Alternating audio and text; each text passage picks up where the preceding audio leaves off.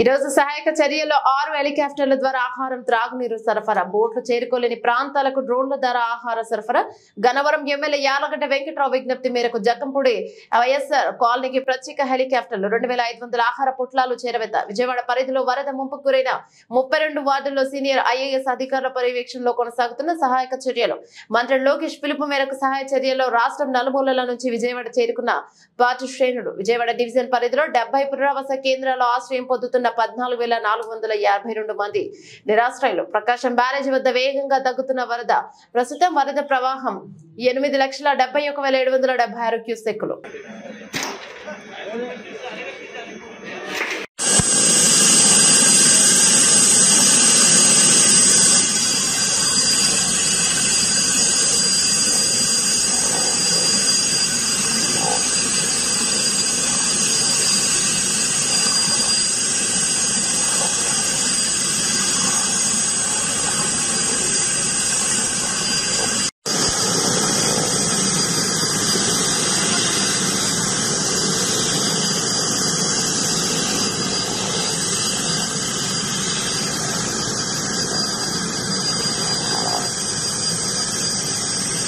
నేను సకల విధాల ప్రయత్నం చేస్తున్నా.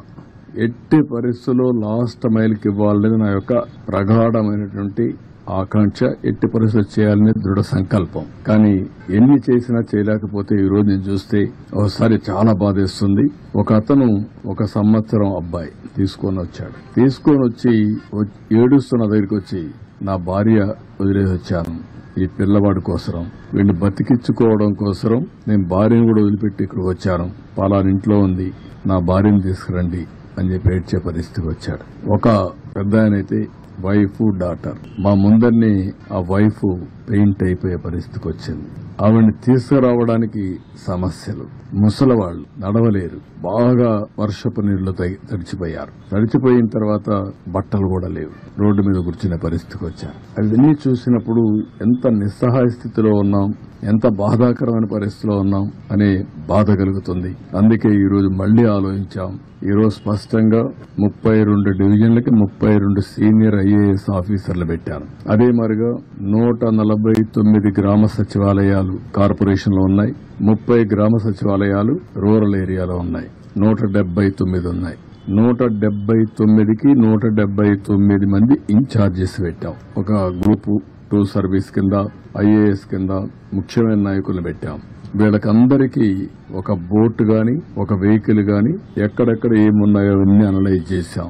ఉదాహరణ కొంతమంది నడిచిపోయే పరిస్థితి వస్తుంది. ఇప్పుడు బాగా వెసులుబాటు వచ్చింది కాబట్టి ఒక ట్రాక్టర్ ఒక వ్యానో పెట్టుకుని ఫుడ్ పాకెట్స్ అన్ని డిస్ట్రిబ్యూట్ చేసే పరిస్థితి వస్తుంది. కొంతమంది బోటే కావాల్సి వస్తుంది, బోట్ ద్వారా ఇవ్వాలి. కొంతమంది ఏదైతే నడిచి కూడా నేను చెప్పాను ఇచ్చే అవకాశం వస్తుంది. కొన్ని ప్రాంతాల్లో ఓసారి రీచ్ కాలేనప్పుడు, రీచ్ అయినా కూడా సరిగా చేయలేనప్పుడు 6 హెలికాప్టర్లు ఉన్నాయి. హెలికాప్టర్ల ద్వారా ఫుడ్ అంతా కూడా డ్రాప్ చేసే పరిస్థితి వస్తుంది. దానికి కూడా ప్రణాళికలు తయారు చేశాం. రేపంతా ఒక 6 హెలికాప్టర్ కూడా పనిచేస్తాయి. ఈరోజు కొత్తగా ఒక వినూత్నంగా ఏదైతే డ్రోన్స్ అన్ని ఒక 8 డ్రోన్స్ పెట్టి ఒక 10,000 మందికి ఫుడ్ పాకెట్స్ అందజేయగలిగాం.